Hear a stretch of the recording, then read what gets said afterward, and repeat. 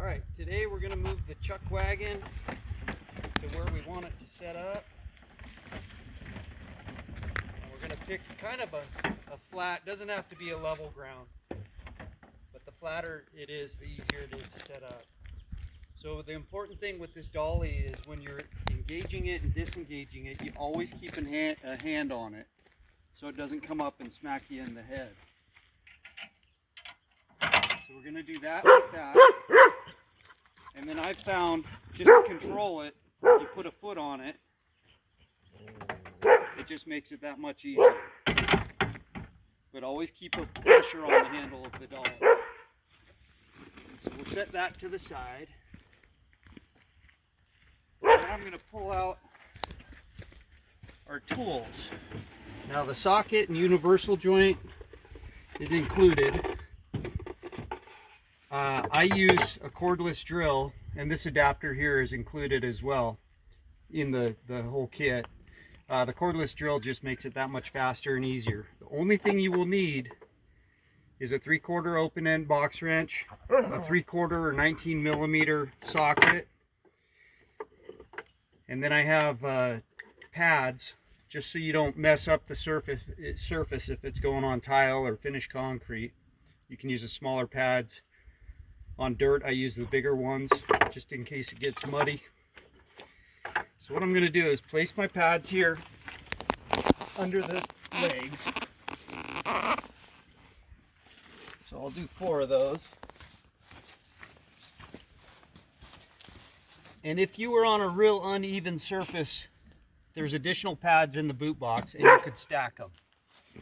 But you've got about 4 or 5 inches of play. And so I'll come right here, and again, you could do this by hand. I found it easier to use a cordless drill. And what I want to do is just put a little bit of pressure on this.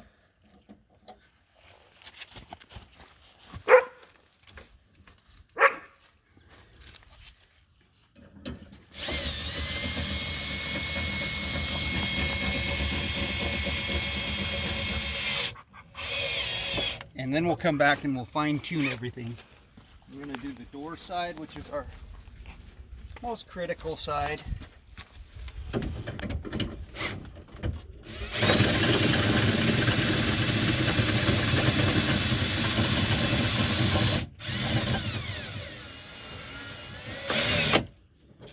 So I've got pressure on that.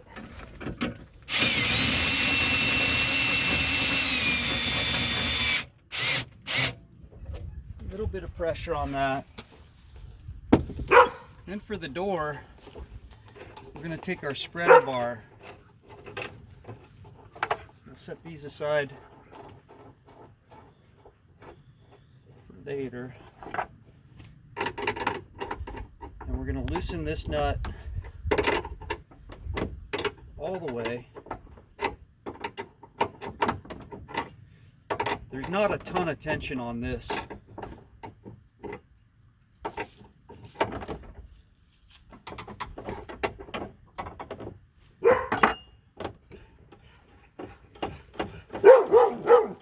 That's our dog Hobbs chasing birds in the background.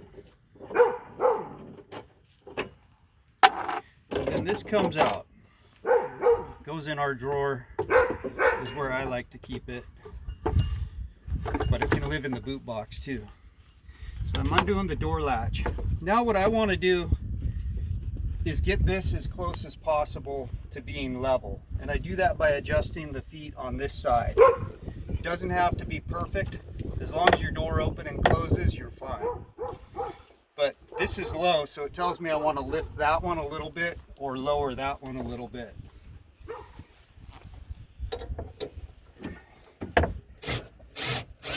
And so here I'm coming up, and I've been able to accomplish exactly what I want. So now I'm going to step over the bar to the inside. And I'm going to switch to just my ratchet. There's 4 screws that attach this bottom piece and provide the frame stabilization. So I'm going to loosen those nuts and I'll set them to the side. And I like to use one of the junk drawers just to keep everything, because when I go back to move this to mow underneath it, or I want to change locations, I'm going to want these nuts and washers.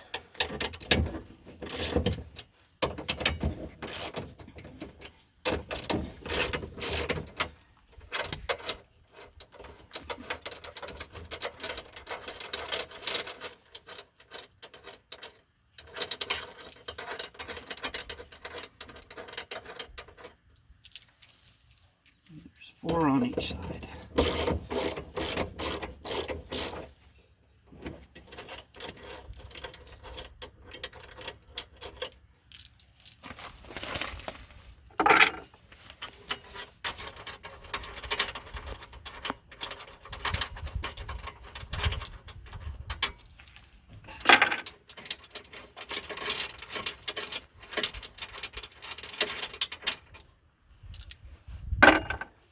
Now, on each side of this door frame, there's 2 vertical nuts and washers similar to these.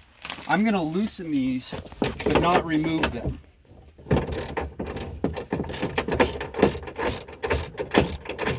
I just want to have them loosened to where the nut can spin freely by hand.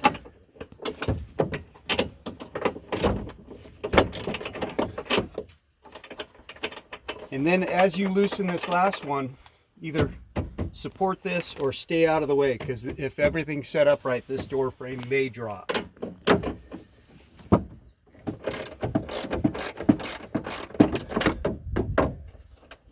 Okay, so all 4 of those are loose. Now I'm going to take the door frame, and if you didn't have this, if something was cattywampus, push this down.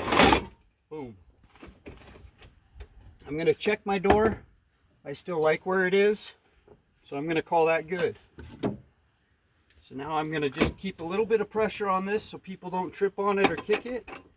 And I'm going to tighten the 4 nuts that I just loosened.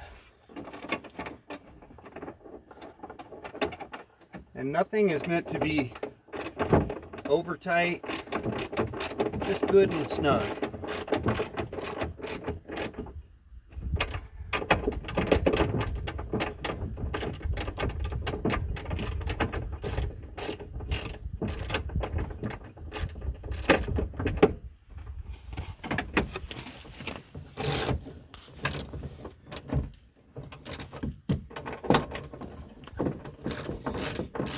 The ratchet that comes with it does not have the ratcheting handle. Again, it just makes setup easier, but okay, so that's snug there.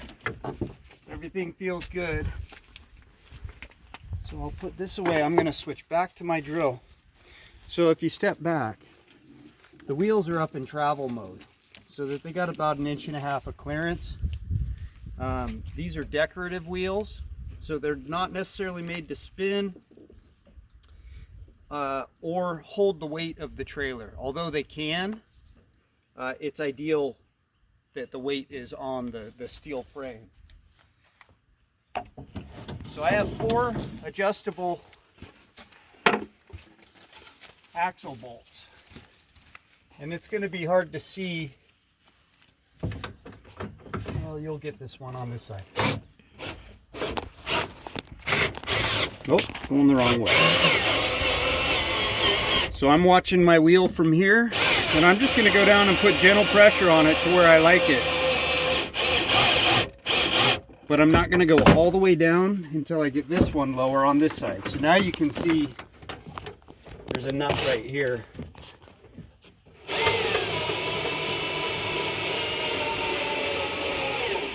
Just gentle pressure to where it doesn't spin, so a kid can't get his fingers pinched or whatever. And I just go side to side until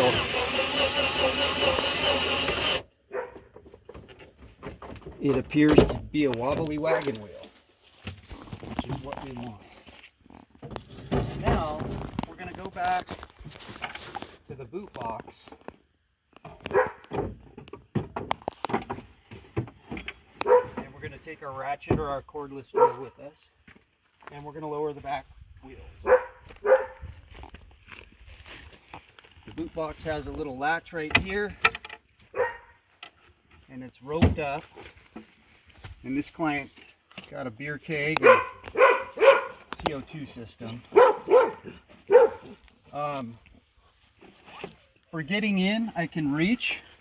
I'm looking to get to the 2-bolt axle bolts there. For ease, we have hooks on these. And just to protect this edge, we put a block in. You don't have to because it's made to patina out and look worn. But so then I'm just going to come to this one and lower my 2 back wheels, same as I did the front. Just to where they're snug is how I like them.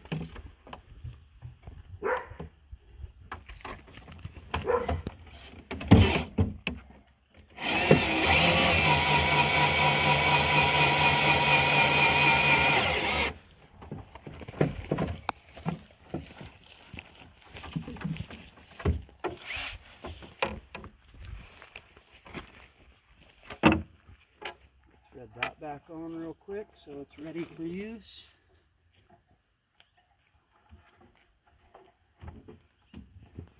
A little bit of pressure.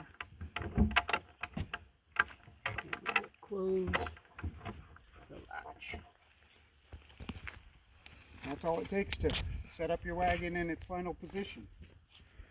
Thanks for watching.